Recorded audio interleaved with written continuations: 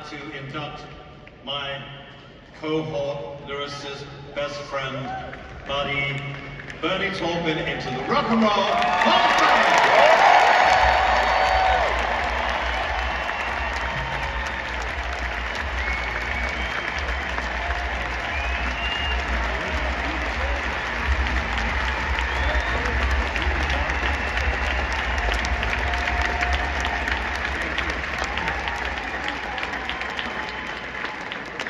Follow Jimmy Page.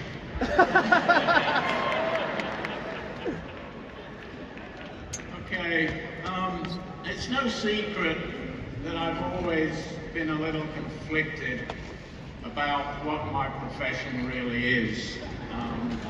I'm called a songwriter, but in reality, I'm just the writer bit.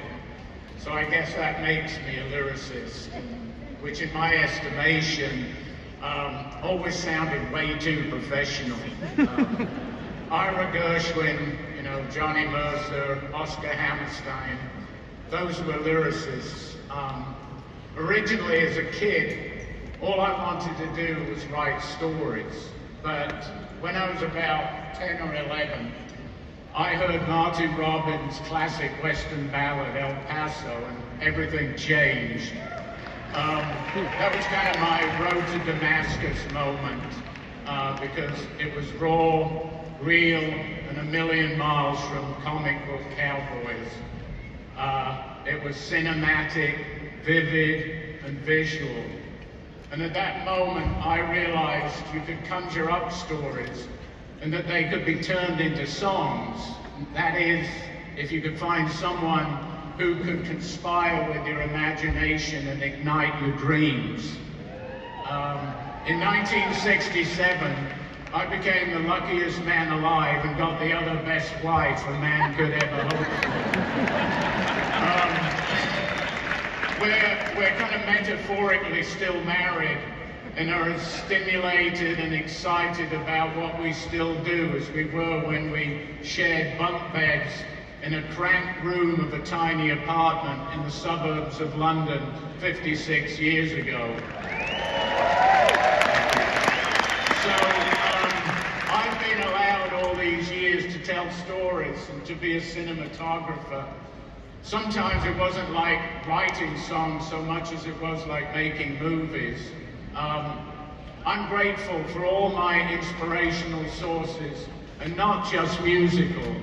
Believe me, I've plundered from fiction, motion pictures, and owe a debt to the likes of people like Ray Bradbury, John Huston, Graham Greene, Mary Reynolds, Mervyn Peake, Ursula Le Guin, and Sam Peckinpah. And that's just scratching the surface.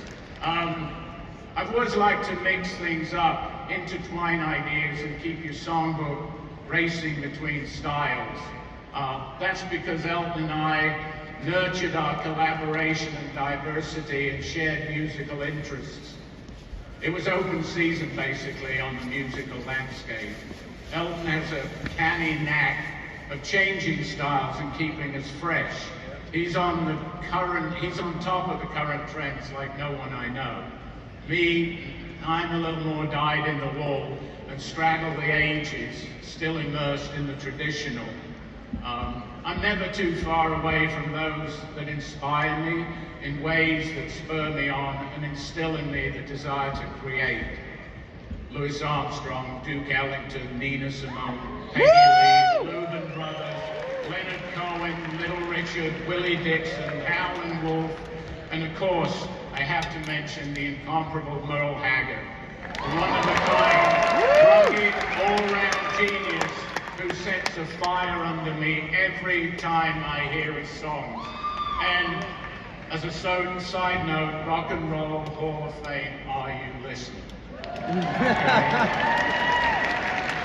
I acknowledge all these people because they and so many others are why I write. I guess you could say I'm being inducted as a paradox, perhaps, but either way, I'm honored to be in the class of 2023 alongside such a group of profoundly articulate women. Outstanding masculine black artists. Along with all of the other musical masters here tonight. You know, diversity of genres and styles is exciting and relevant.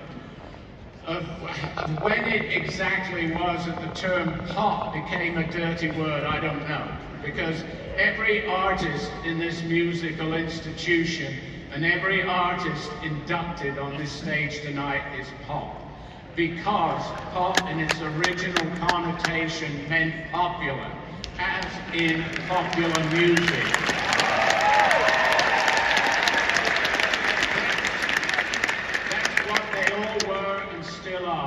That's a blessed thing. It means there's no walls, no inherent snobbery, and it stands for unity without barriers. It means we're all in this together. Thank you.